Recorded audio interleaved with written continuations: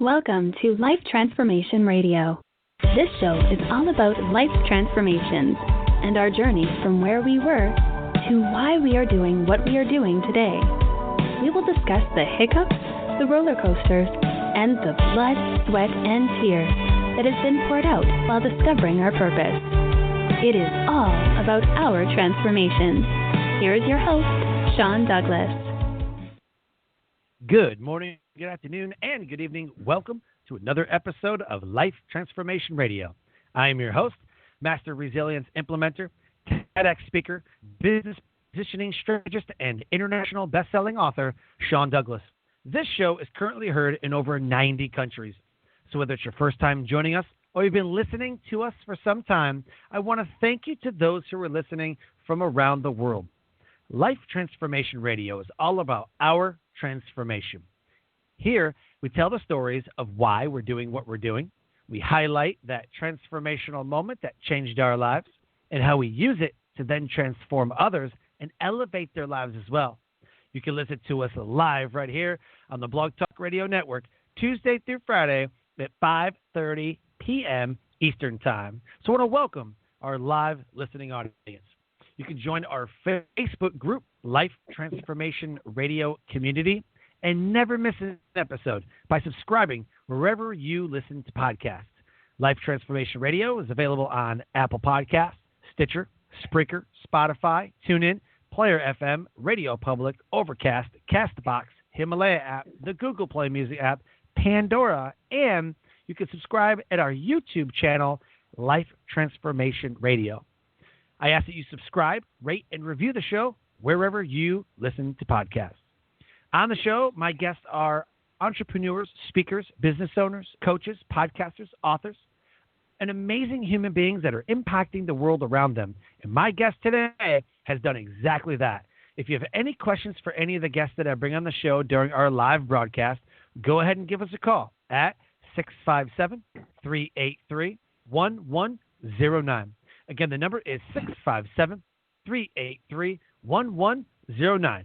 Call us up with a question and be a part of our show. Right now, I'd like to welcome my guest for today, Dr. Rick Perea. Dr. P, welcome to Life Transformation Radio. Thanks, Sean. Great to be here. I am so pumped to have you on the show. We have so much to talk about and how you're elevating the world around you. And it has been amazing reading your bio and reading the book and learning more about you prior to the show. You've done amazing. I would say you've had amazing adventures in your life so far. You know, I really have, Sean. It's every day there's a new adventure in what I do, whether it's I'm speaking one-to-one, one-to-many. There's urgent situations that come across in my practice and what I do every day. But at the end of the day, I'm a helper. And, you know, I've always considered myself a helper since I was young. So I've always been a helper. But recently I was at a conference, a psychology conference, because I have my PhD in psychology. And I was approached by a woman, and she looked at me, and she says, "What do you do?" And I said, "I'm a helper." And she goes, "No, there's something else you do." And I said, "No, I'm a helper. I help people." She says, "You're a healer." And she was a Navajo squaw lady who literally kind of intuitively and kind of clairvoyantly looked at me and said, "No, you're more than a helper." So, Sean, according to her, I'm a helper and a healer. How about that? I love that. I just watched a movie the other day. It is absolutely incredible. I think it's called The Healer, but it's about a guy whose family are healers, and it like skips a generation. He goes to Nova Scotia from England, and come to find out he has those healing powers, and he, you know, talks with people and sits down with them, and unknowingly is healing them by kindness and goodness and having conversations with them. And I just watched on Netflix the other day, and as you're talking about that, it just reminded me, I can definitely see that about you. Definitely from the words on the page and from everything I know, she's definitely right. The title of this episode is The Moment Leaders Are Born with Dr. Rick Perea. World-class motivational speaker, author, leadership expert, life and performance coach, Dr. Rick Perea practices cutting-edge psychotherapy to mold champion athletes who, like him, have faced trauma and loss into peak performers and world-class champion athletes, both on and off the field. He practices at his world-class performance facility, Think One, in Denver, Colorado, and champions from athletes to astronauts and everyday leaders like you and me. A world champion in the NFL, a national champion in the NCAA, and batting champion in the Major League Baseball, psychologist. So his life reflects his philosophy to live at 212 degrees every day, and we're definitely going to dive into that. Dr. P began his career as a free agent linebacker for the Denver Broncos and uses his wins as an athlete to make a difference for athletes, executives, and all performers in leadership and business. As a performance psychologist and in a business leadership role, Dr. P was impactful to the Denver Broncos in their 2016 World Superbowl Championship win. He has supported the Miami Dolphins, the Denver Broncos, the Cleveland Browns, the Colorado Rockies, and the Denver Nuggets, and also inspired world-class organizations like Google, Apple, and Ultimate Software. His innovative, energetic, and passionate approach changes the lives he encounters and helps shape champions for life. The website right there is his website. Go click on that. It is Think1, the number 4, you, Think14u.org. Right there in the show notes is the link's new book, Decision Proof, The Moment Leaders Are Born, for 99 cents today on the Kindle, and you can order it today on paperback as well. Go get those books. They're ready to go, fresh off the press. Get those with those links today on Amazon.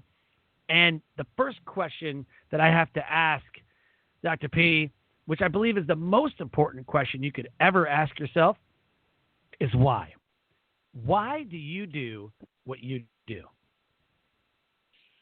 Because I noticed early on in my football career, in my college career, and in the NFL, I looked around the locker room, Sean, and I noticed that there was a lot of pain behind the eyes of a lot of the players. And that pain can be described as covert or overt. Covert is, covered, if you will. We can't see it. Thoughts, feelings, perceptions. Overt, you can see. That's someone's expression. They may even express it in anger or frustration. But I looked at it, and it seemed like there was a lot of us in pain. And some of that pain was due to uncertainty. The uncertainty if you were going to stick around, if you were going to make it one more day. In that intro for me, which was excellent, by the way, we talked a lot about athletes. But I want people to know, as I help all performers, CEOs, everyday moms and dads, workers, some of the most stressful environments I'm involved in is as a father. I have sons that are 17, 14, and 12, and when they get going with each other, I got to regulate my anxiety so I perform on my peak levels. And we'll talk further about the autonomic nervous system and how that controls anxiety. But it's so important, Sean, that, I noticed that players around me were going through something, and I didn't know what it was. I was 21, 22 at the time. I didn't know what it was, and we call that tacit knowledge, T-A-C-I-T. Tacit knowledge means we know it, we feel it, but we can't put a name to it.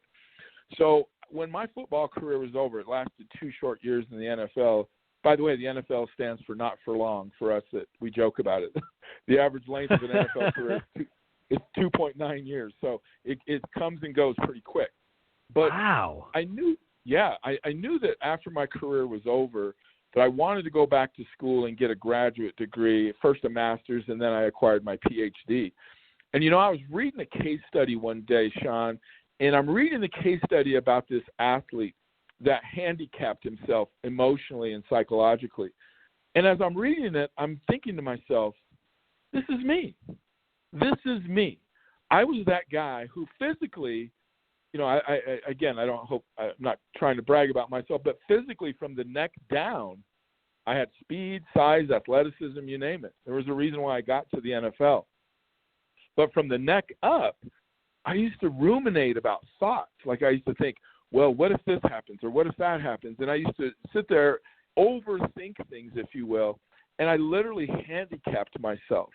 And if I would have just let myself relax, play the game, in other words, Sean, if I would have had somebody like me who works with players now in the NFL who helps them regulate anxiety so they're on the calm side of the autonomic nervous system, then I would have been fine. I would have played 10 years in the league, and my life would have been completely different. Now, I don't say it would be completely better, because I think part of the reason I was propelled to get a PhD was because I was trying to figure out why my career ended so quickly. And, Sean, I didn't even realize it ended quickly from the neck up, not from the neck down. So I want people to understand that for me, the why is, why do some of us do so well from the neck up and other of us don't do well from the neck up? I'll give you a case in point. There's a lot of people from around the world listening, but I can tell you, for example, in American football, for those who are listening in America, players like Peyton Manning and Tom Brady are very average physically from the neck down, very average. Neither of them have ever had a strong arm, athleticism, don't run particularly well. But from the neck up, they're exquisite in the industry. They're calm. They're on the, I keep mentioning the autonomic nervous system. I might as well explain it. There's two sides to it. There's a parasympathetic, which means everything's calm. The heart rate slows. The respiration's calm. Muscle tension is very minimal. Clarity of thinking. The sympathetic is exactly the opposite. That's where stress and anxiety live. Heart rate's elevated. Respiration's elevated. Muscle tension sets in. Narrowing of thinking so you don't think as clear. When Peyton Manning and Tom Brady play the game, they're on the parasympathetic, the calm side. So they go through their decision-making very calmly, very methodically. Okay? They end up being two of the best quarterbacks in the history of the game because of the neck up. Okay? There's another quarterback in the National Football League named Cam Newton. From the neck down, he is the most gifted athlete you've ever seen. From the neck up, he's an adolescent. I hope you're not listening, Cam. I don't mean any insults there, but he's got a long way to go and grow from the neck up. So you can be the best, Sean, physically, but if you don't have that piece from the neck up, you will never reach your true potential. Maybe that's why Cam's not signed yet. Exactly. I mean, let's take that reasoning, which is absolutely amazing, by the way. So you've got so there's two sides. I heard you've got the parasympathetic. Correct. And then you've got just the sympathetic, right? Correct. Okay, gotcha. Okay. So I look at the players, right? Like you look at Ray Lewis, complete focus. Yep. Complete focus. On the field, off the field, complete focus. I've watched a lot of videos on Ray Lewis, and he always talks about, I've got one goal in mind. I've got to shut off everything else. When I'm on the field, I'm on the field. Everything else, I've got to push it to the side. I've got to focus. He goes, focused energy. That's where I'm at. Tony Robbins talks about the same thing. Tony Robbins talks about where focus goes, energy flows. Me, I've got entrepreneur brain, or you're going to laugh at this, I call it ADOS, attention deficit squirrel. I could be doing something 1 minute and completely lose train of thought. I have no idea what I'm doing. I could walk into a room, and I'm like, why did I come in here? I've got a million thoughts running through my head. I have journals. I have like 5 journals that I write everything. I have to write everything down. Either I forget it or my mind races so fast that it's so hard for me to focus. And I have so many thoughts and I have so much that I want to say and I have so much I want to do. And I'm like, how do I get it all done now? It doesn't work. You know, Sean, in the book, and again, the book is Decision Point, When Leaders Are Born. But in my book, Decision Point, we talk extensively about the autonomic nervous system, the parasympathetic and the sympathetic, because it's so vital to understand where anxiety is born. I want people to understand you got your brainstem, spinal cord, central nervous system, autonomic. The reason we call it the autonomic nervous system, because it automatically kicks in when we perceive a threat. So when you're not having clear thinking and you say you have a million thoughts in your head, you're on the sympathetic side. You are on the sympathetic side. When you're on the parasympathetic side, which is the calm side, that's when you have clarity of thinking. And it doesn't matter if you're an NFL quarterback, if you're a CEO, if you're a guy working on the line at Google who's producing products or whatever you're doing. When you're on the parasympathetic side, that's where performance lives. That's where you're able to think clearly. You have very little muscle tension. I'll give you an example. I was once working with a major league pitcher. His name's John Gray. He's one of the starting pitchers for the Colorado Rockies. And when the pitching coaches came to me and they said, he keeps dropping his elbow upon delivery. And they were looking at it as a mechanical issue, Sean, purely mechanical. Stop dropping your elbow, okay? Well, guess what? Didn't work. He kept dropping his elbow. So I educated them. I said, this is not a physiological issue. It looks like it is because he's dropping his elbow, but it's a psychological issue that becomes physiological because he's perceiving a threat. And so what they found was when he faced a batter or a hitter who he found to be a threat, in other words, this guy is really good, he could get a hit off me, his delivery would change because he was on that sympathetic side. Now, remember, one of the characteristics of the sympathetic is muscle tension. Any athlete, when they feel muscle tension in their arm, a pitcher, a volleyball hitter who's swinging, they will bring their elbow closer into their body to try to get more power on the ball because they feel tension. So subconsciously, John was pulling his elbow inside when he delivered, which changed his delivery point, which changed his release point, which changed his location. So when I explained this to the pitching coaches, this was actually psychological based on a threat he perceived, which automatically activated the sympathetic side of that autonomic nervous system, which produced muscle tension, narrowing of thinking. That's why he was dropping his elbow. So all we had to do, visualize, say positive affirmations, literally say he could smoke the ball by that hitter, and then he trained himself to be on that parasympathetic. Now he had freedom in his motion, and he was pitching like he was pitching to a 10-year-old hitter. He didn't feel any threat at all. So I want people to realize when they are unable to perform at peak levels, doesn't matter what they do. They could be a deep sea hunter, fisher person. They are on the sympathetic side. When they're in what's quote unquote the zone, that's the parasympathetic side. And so I explain that extensively in 2 different chapters in the book. I wonder if you were ever open to working with military. I've spent 12 years in the Air Force and deployed many times to the Middle East. I was on the ground in 2003 when we invaded Iraq, and been to around Afghanistan. I tell you, being on the ground and what you're describing, literally, all I could think about was do military.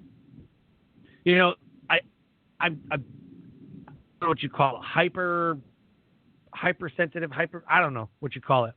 But when we're boots on the ground and you have a target in front of you, it is like laser focused. There is nothing else in the air. I mean, so there's a movie, I think it's called Bull Durham, I think. Anyway, it's Kevin Costner. He's a Detroit Tigers pitcher, and he says, clear the mechanism. That's what he says. He says, clear the mechanism. And everything is gone except for what he's focused on. Mm-hmm. When I heard you talking and telling that story, I immediately was like, that's what we do in the military. When we deploy, when we're downrange, and we are on a convoy, on target, outside the wire, we are super focused. There's nothing else going around, and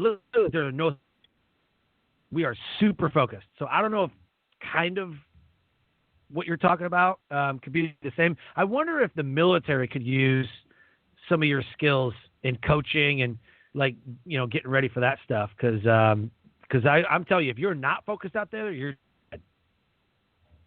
Yeah, no, absolutely. And we do a lot of work. Our industry does a lot of work in military, in paramilitary. Like I do a lot of work here in the United States with first responders. And, I worked with, for example, the Denver Fire Department here. I did over 57 presentations for the Denver Fire Department. And here was the whole key, Sean, for my work with them.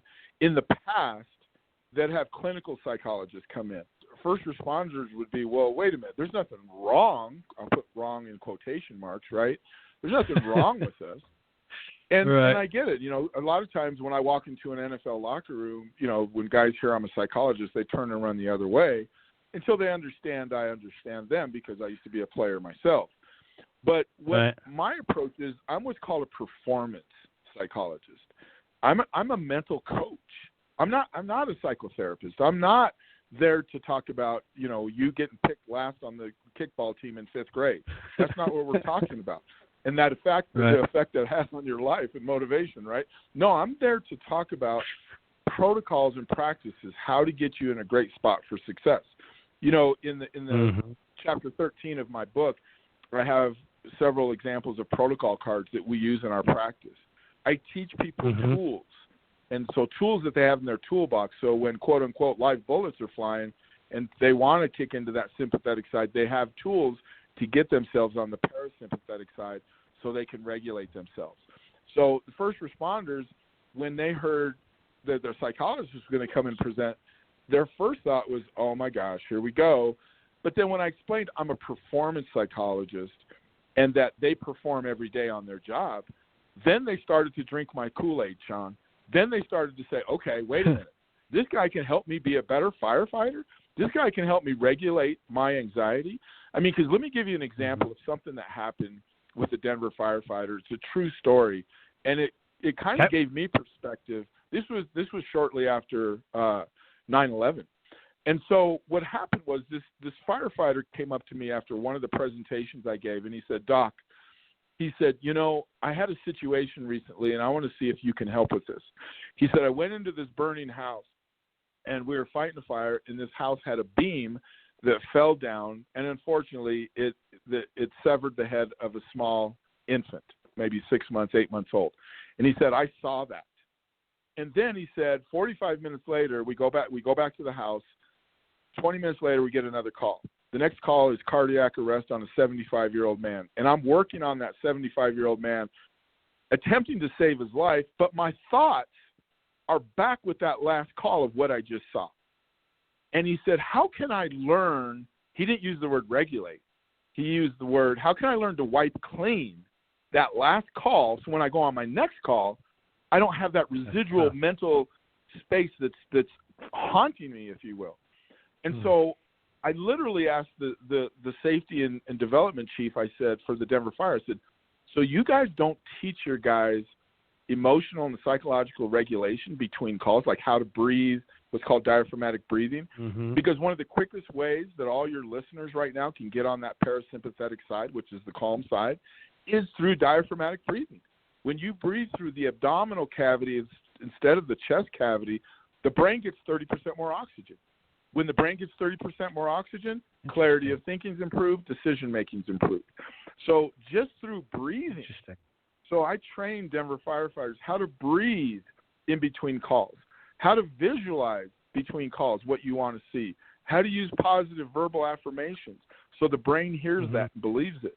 And it's amazing to me that more fire departments across the nation and the world don't use these performance psychology the same way we use in the NFL, Major League Baseball, the same way we use for surgeons or astronauts who are trying to pass their test for the third and last time. If they fail at this time, they're not going to ever be an astronaut. Imagine their anxiety when they walk into that test room. Oh my gosh. It's no different. It's no different for any performer out there, Sean. So absolutely, that was a long-winded answer to your question. Can I help military? I love can it. our industry help? It absolutely can. It can help anybody who wakes up and takes a breath of oxygen in the morning perform better. I love that. There's been times where when you go overseas in the military, a piece of you is left there. It just is. And anybody who's deployed and anybody who's been in combat and anybody who has seen the things that certain members have seen, they're just not the same.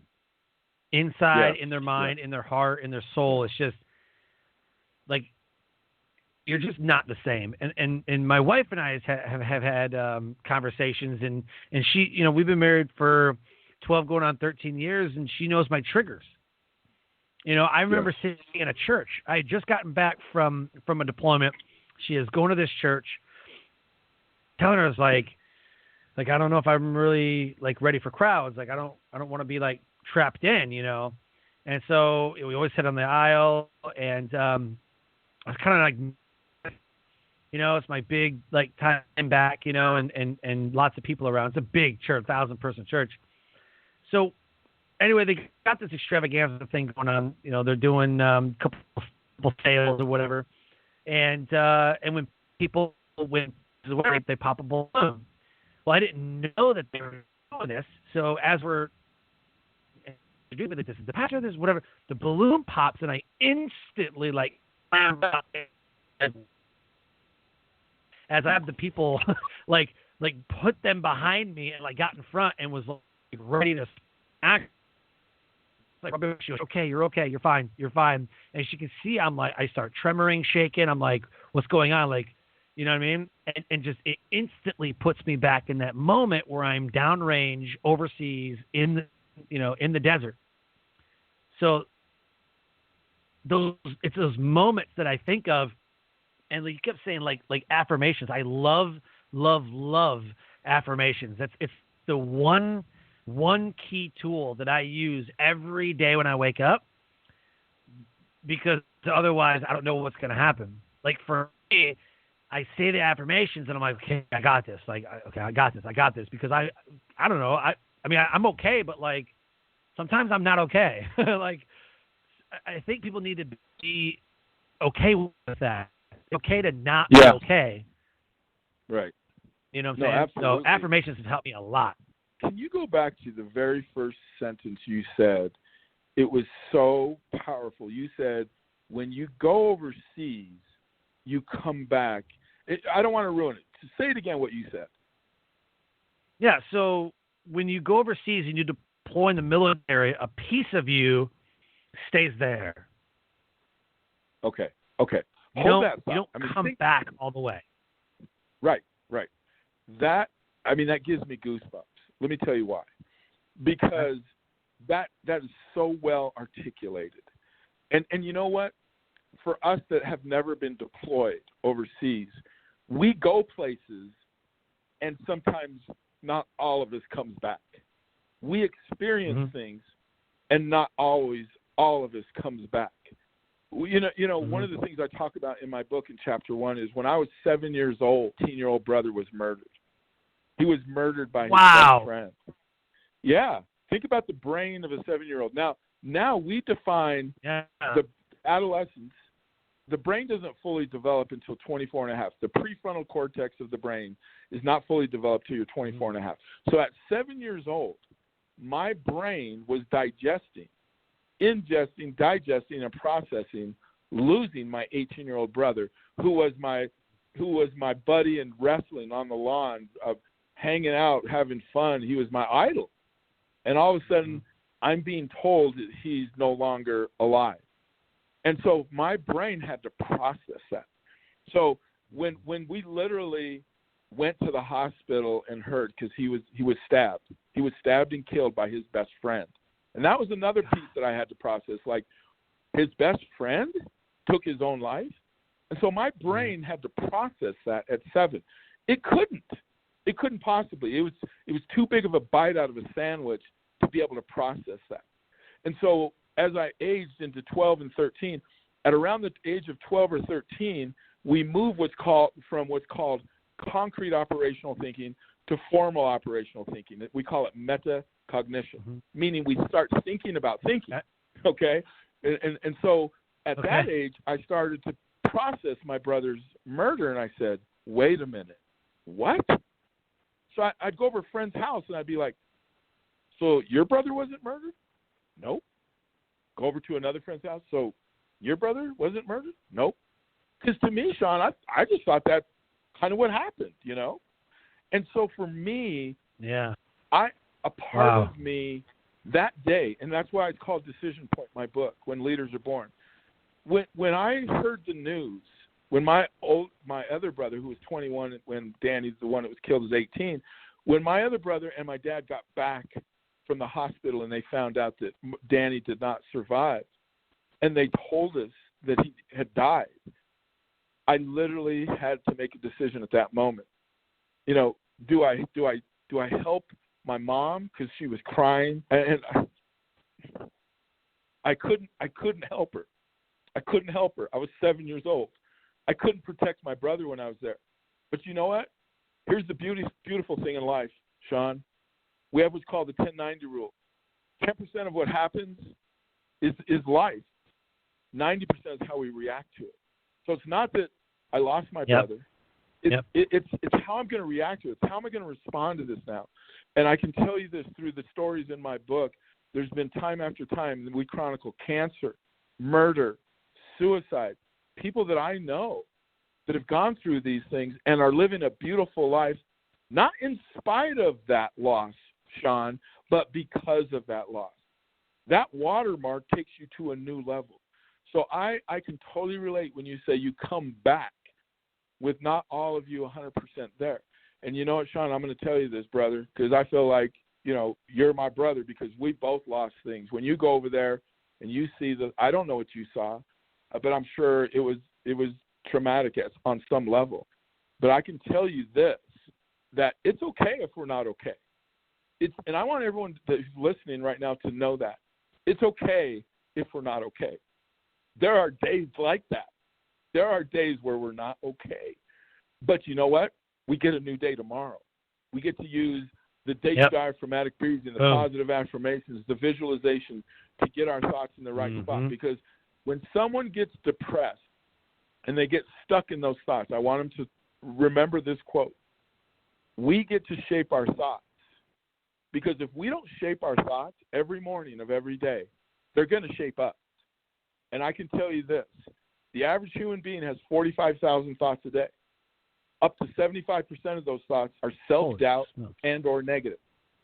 And now we're talking about 33,000 thoughts a day that are potentially negative.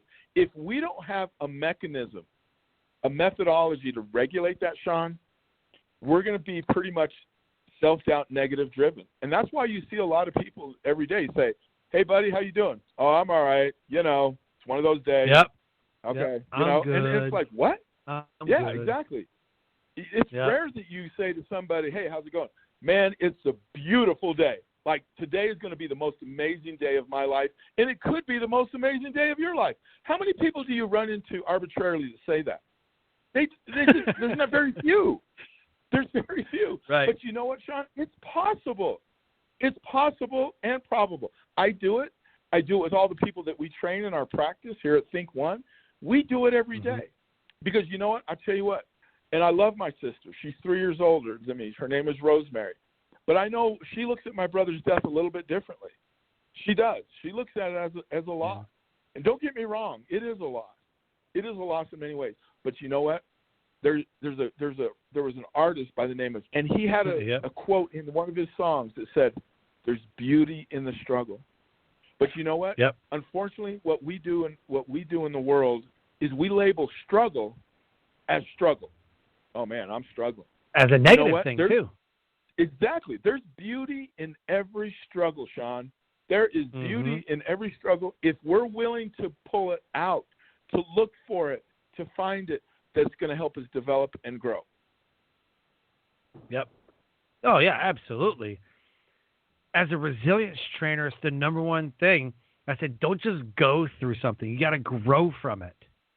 The beauty of you going through something dark, that dark night of the soul, the reason you go through that is to become better on the other side. Number one, not to do that again. And so there's a couple of questions you can ask yourself. And I believe that the better questions that you ask, the better answers you receive.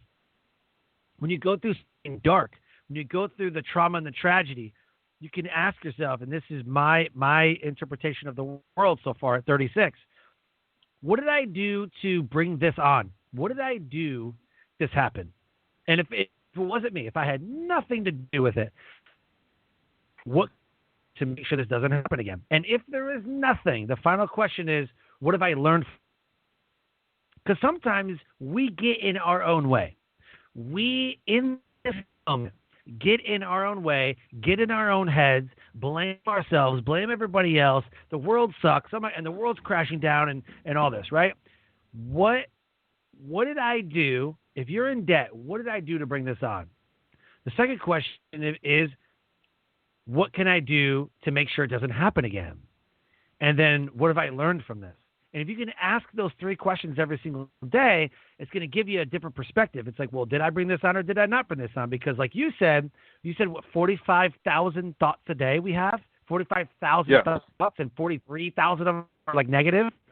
So again, we're sitting here going, it's all our fault. It's all my fault. I can't believe I did this. It's all my fault. Self-negativity. That drags people down. The anxiety, the stress, the depression. It's all my fault. And and you can call it extreme accountability where everything's your fault and you're cool with that. Like Gary Vaynerchuk says, everything's my fault. Everything's always my fault. And that's cool. But at some point, there's a little conflict going on inside. I feel like there's a conflict going on inside your body. Like maybe it's not all your fault, but maybe you're just not learning from the moments that you keep going through. And that's what I was thinking. Yeah, well, you said something very important, I think, for the listeners to ingest, digest, and process, and that is oftentimes things happen. We lose a job, we go through a divorce, whatever it may be. This is getting in the way, that's getting in the way. The reality is we're the only ones that get in our way.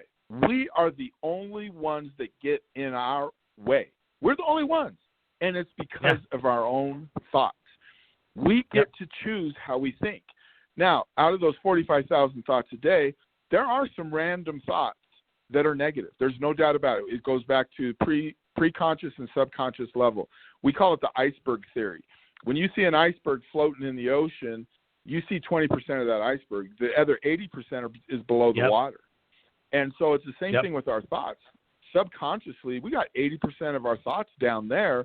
We're only operating from this 20% that's above the water. And so sometimes some of those dark thoughts leak up from the sub and the pre-conscious. And sometimes they're really dark. Like I'll have clients come in and say, Doc, why am I thinking this thought? Oh my gosh, it's I'm thinking of harming someone. I'm thinking of hurting someone. And I said, you know what? That's a random pre-conscious, subconscious thought. The beautiful news in all this, that 20% that we have control and access over are our thoughts. For example, I have what's called an imagery script that I teach to my clients. And I literally have them say this every morning when they wake up. I love my life. I love my family. I love what it feels like to be a great performance psychologist. Today will be an amazing day. And then you visualize that. What does that look like? Awesome. And for me, that looks like I walk in my door, I see my name, Dr. Rick Perea, PhD. I never take that lightly. I never take that for granted. Every day when I walk in, I turn on the lights. I see the framed jerseys. I see the firefighter hats, all these remnants of people I've worked and helped on. And then I say, what do I want to do today? Today I want to help. Today I want to heal. Try to talk super loud so you can hear the toilet flushing.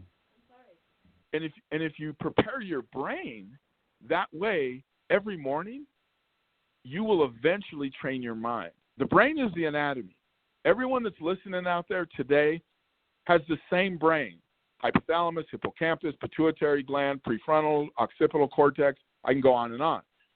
But our minds are all very different because the brain is the mind plus input.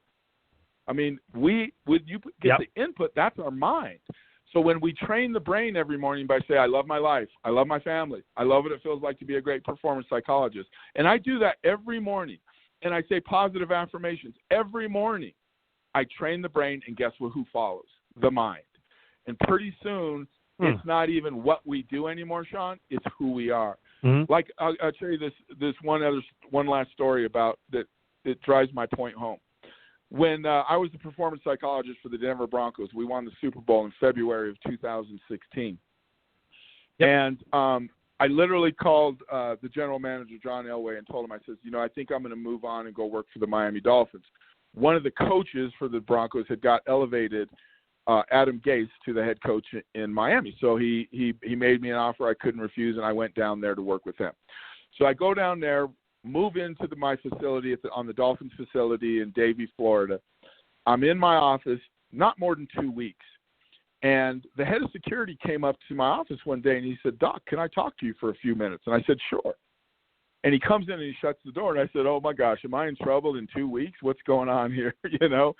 And so he shuts the door and he says, "Doc, I got to ask you a straight question." And he says, "Are you on drugs?" And I said, and I giggled and I said, "No, God. Why?" And he said, "Because you walk around here hooting and hollering, yelling, today could be the greatest day of your life. Today is going to be the greatest day of my life, so join me." And you're high-fiving people, and you're running down the halls. And he says, "Where do you get all this energy from?" And I said, "You know what? My job is to elevate the mood of this building. The Miami Dolphins haven't won in years. They haven't won in years. So that was my job. That first year there, Sean, we went 10-6, made the playoffs for the first time in 15 years. Not because we had better players, not because we had better players, but because we had the mentality from the neck up, the positivity. But here's the reason I told you and your listeners that story. How sad is it that someone thought I had to be on drugs because I was positive? Right. Think about that. Think about that I had to be on some kind of medication because I was positive. You put it like that. That is kind of crazy. A lot of times you ask somebody like, "How you doing?" They're like, "I'm good." You know, and I'll just be in one of those moods. I'm like, "You're good, not great." And they're like, "Well," I'm like, "Is it good or is it great?" And they're like, "It could be great." I'm like, "You're right. It could be great." And just that little, like, open your mind a little bit, like, to the possibilities. I had this conversation yesterday. I was talking to a young man yesterday, and he said, "Well, I'm not trying to, like, live a total extravagant life. Like, I'm not taking first class airlines, you know, and I'm not staying at the best hotels. If I'm on a cruise, I'm like, give me maybe one porthole. Like, I'm good. Like, I'll deal." I'm like, why? Why do you have to deal? Why don't you deserve first class? Why don't you deserve a luxury car? Why don't you deserve to have an amazing spouse or whoever your partner is going to be? Why don't you deserve to live an amazing life? And he tells me, he's like, "I don't know. I never thought about it. Like, I like surviving and I have fun, and, you know, I don't need anything more than that." I'm like, like, you're living life at a low level. Your mindset is even at a low level. Like, I don't deserve that other stuff. I'm okay with like macaroni and cheese, but maybe not the best macaroni and cheese. You know, I don't deserve like a filet mignon steak. You know, I'll just take the macaroni and cheese. Like, come on, like, live an amazing life and experience everything that life has to offer. I told my son this the other day. He's like, "Man, I don't know, and I got to graduate high school." And I'm like, "Dude, you're going to live an amazing life. Like, just say you're going to live an amazing life. You have so much potential in you. You're going to live an amazing life." He's like, "I guess." Like, it wasn't pumped up or nothing. Like, I'm pumped. I mean, I'm a suicide survivor. I almost took my own life in 2008. After that moment, from 2009 on, I vowed I'm going to live the most amazing life possible. There's no way I'm not going to live an amazing life. That's just me. See, I'm going to live an amazing life. Sean, I got to interrupt you because that was your decision point. That was your decision point when you said, "Okay, that's it. I'm not going to live like that anymore. I'm going to make a decision." And that's why I call this book Decision Point, because that's the moment you became a leader of your life and you took charge of it. And that's what I'm talking about, these examples, like me losing my brother to murder. There's another person, a good friend of mine, she lost her sister to murder, April 25th, 2019. Her sister was shot and killed in cold blood in her apartment when she was there, my friend. So she witnessed that. Oh, my God. I mean, think of the trauma and the trials and tribulations of that. And yet she's, at this point, building beauty in her life, almost finished her master's degree. She chose not to stop her master's degree. She could have stopped after her sister was murdered. She went harder. She drove harder after that news came. So you know what, Sean? It was because of that you said, "You know what? I'm going to live a life." And that's what I can tell you what's happened with my brother.